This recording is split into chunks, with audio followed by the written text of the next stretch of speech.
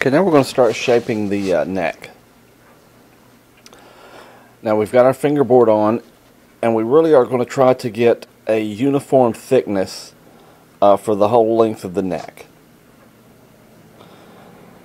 And now I'm going to use the measurement from the 12th fret. That's where it's typically the thickest.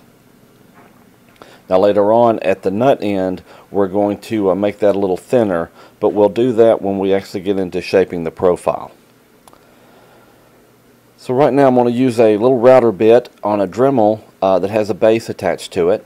And I've got two blocks that are the same thickness and that are both thicker than the thickness of the neck.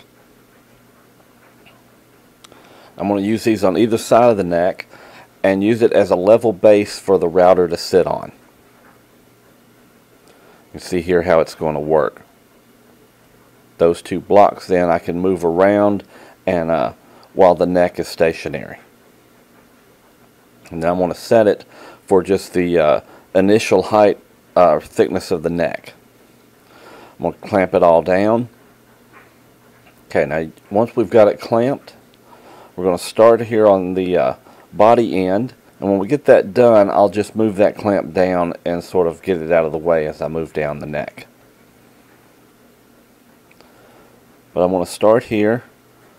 You can see the two blocks give me room to move the router around.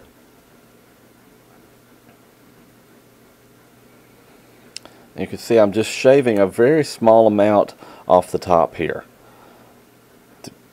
And as I go down the neck, this will just give me a uniform surface to measure off of.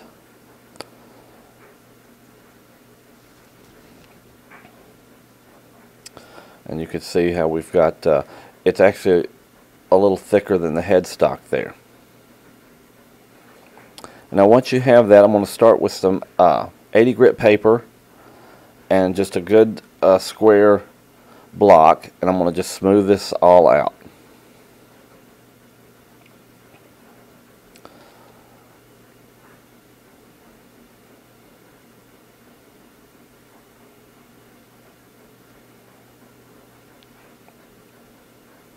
Okay, with that done, I'm going to start and I'm going to even up the sides as well. Where you cut the fingerboard and the neck separately, they may not be perfectly aligned. This way you've got a smooth surface to work and measure off of. And just do this to both sides. And then on the end, I'm just going to start to round off those little corners, round them off a little bit. And then we're going to start with our radius blocks. As you can see here, I use a 7.5 inch and a 12. And we're going to use what's called a compound radius here.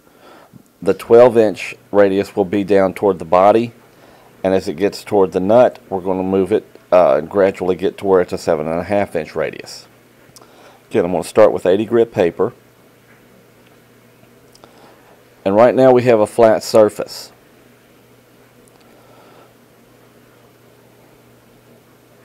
So I'm going to start with the 7.5 inch radius and start working the nut end and just start sanding that away.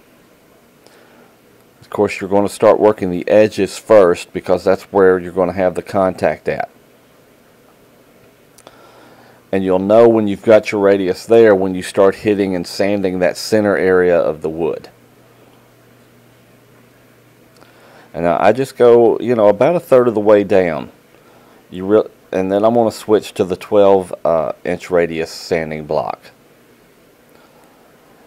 On this end, I'm actually going to use a little rougher paper, some 60 grit paper.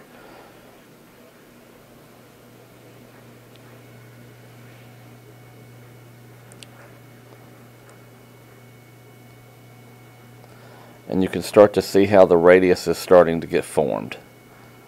And you can see that curvature there to the top.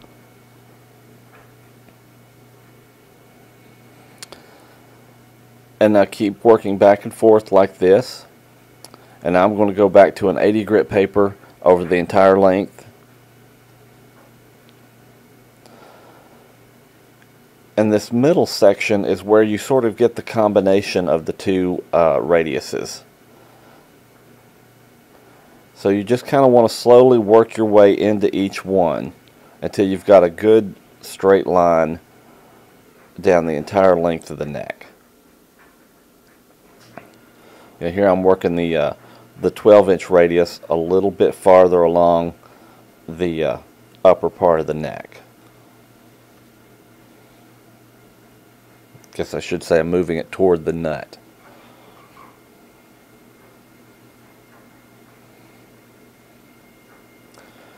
And then I'm going back with the 7.5 and just sort of retouching that very end next to the nut to make sure I keep that consistent.